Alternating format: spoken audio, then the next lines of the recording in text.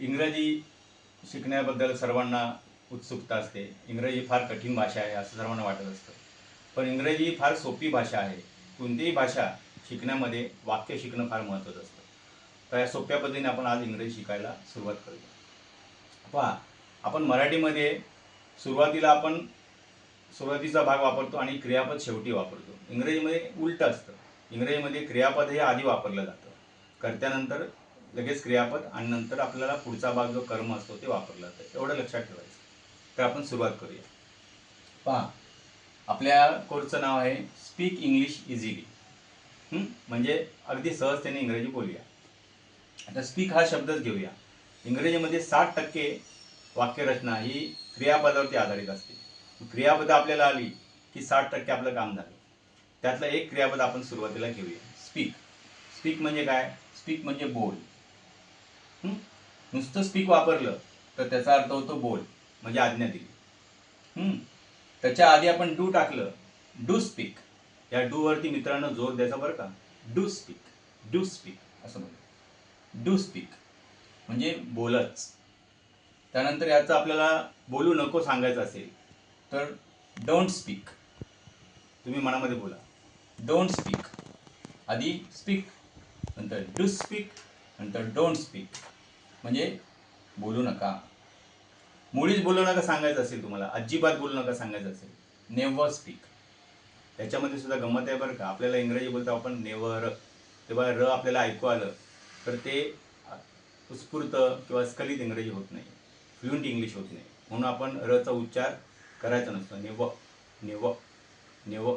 बोलताना कसं बोलाल? Never speak.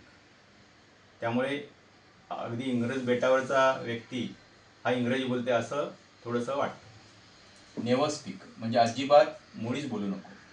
त्यानंतर शेवटचा हा प्रकार याच्यातला आहे आज्ञार्थक वाक्यातला, लेट. Let speak. लेटमध्ये काय येतं? लेट मी स्पीक म्हणजे मला बोलू द्या. लेट यू स्पीक म्हणजे तुला बोलू द्या, तुम्हाला बोलू द्या. Let us speak, let us speak असं बोलताना लेट अस स्पीक नाही बोलत, let us speak. Let us speak, let him speak, let her speak, let it speak आणि लेट देम स्पीक.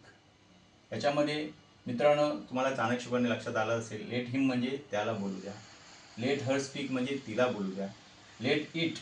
आता इट जे आहे हे वापरण्यात तीन गोष्टी याच्यात दर्शित होतात. इट म्हणजे एखादा पशुपक्षी असेल, एखादं लहान अर्भक म्हणजे मूल असेल किंवा निर्जीव वस्तू असेल, तेव्हा आपण बोलायचं let it speak.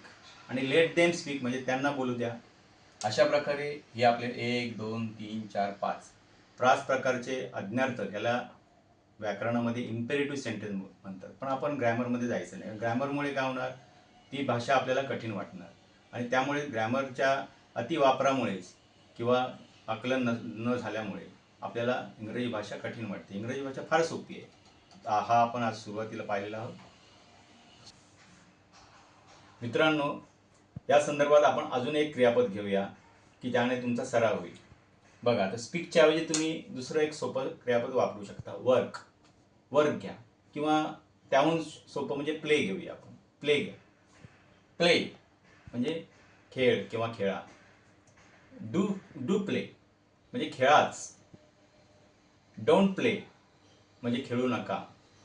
Never play म्हणजे अजिबात खेळू नका किंवा मुळीच खेळू नका. लेट अस प्ले म्हणजे आपण खेळूया. झालं ना?